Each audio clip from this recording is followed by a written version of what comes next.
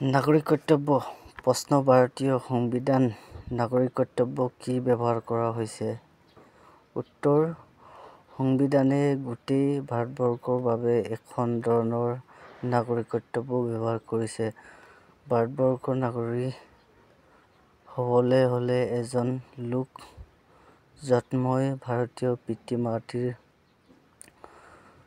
নতুন বা সংবিধান আৰম্ভ হোৱাৰ পৰা অনন্ত ৫ বছৰ ভাৰতবৰ্ষৰ বাসিন্দা হ'ব লাগিব। ৬ নং আৰু ৭ নং অনুচ্ছেদত কেতবোৰ চৰ্ত সাপেক্ষে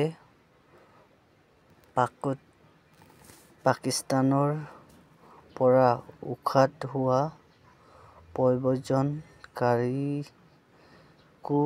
নাগৰিকত্ব প্ৰদান কৰিলে বিদেশী বাস কৰিব থকা ভাৰতীয়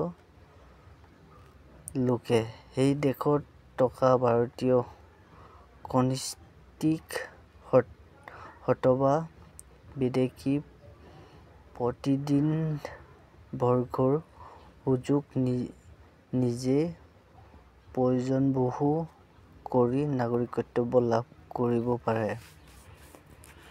মৌলিক অধিকাৰ প্ৰশ্ন ভাৰতৰ সংবিধানৰ নাগৰিকত্বৰ মৌলিক অধিকাৰ সমূহ কি?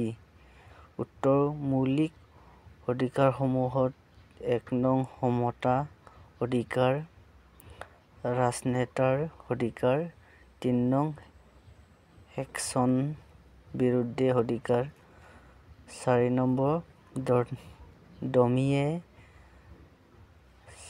স্বাধীনতাৰ অধিকাৰ, ৫ নম্বৰটো সংগঠিত আৰু শিক্ষিত অধিকাৰ, ৬ নং সাংবিধানিক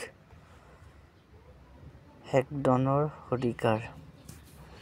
প্ৰশ্ন সংবিধানৰ নিৰ্দিষ্টতম নীতিবোৰ কি কি?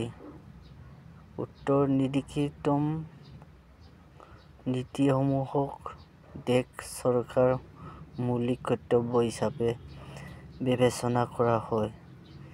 সেই নীতিবোৰ নাজাৰিৰ জৰিয়তে বলৱৎ কৰিব পৰা নাযায়।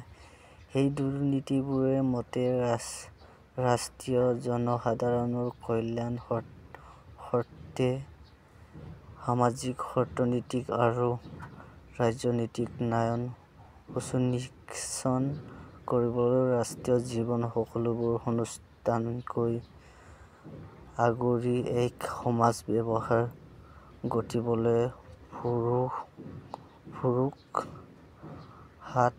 কৰিব তদুপৰি পুৰুষ-মহিলা নিৰ্বিশেষে সকলো নাগৰিকৰ বাবে জীৱিকাৰ উপযুক্ত উপায় সম্পাদন, সুষম বিতৰণ। ঘ নম্বৰটো হ'ল পুৰুষ-মহিলা নিৰ্বিশেষে সমকামৰ বাবে সমান পাৰিশ্ৰমিক, শিক্ষিত আৰু উপায়ৱসায় বনোৱাক শোষণ প্ৰতিৰোধ। ঙ নম্বৰটো হৈছে গাঁও পঞ্চায়ত সমূহৰ গঠন। ছ নম্বৰটো হ'ল জীৱন ধাৰণৰ বাবে প্ৰয়োজনীয় মজুৰিৰ অধিকাৰ। ৬ নম্বৰটো হ'ল কাম, শিক্ষা আৰু কৰ্মসংস্থান, বুদ্ধি, ৰোগন আৰু প্ৰতিবন্ধী লোকৰ বাবে চৰকাৰী সাহায্যৰ অধিকাৰ। ওপৰৰ বিষয়বোৰ সেইবোৰ নীতিতে সুনিশ্চিত কৰিবলৈ চেষ্টা কৰিব।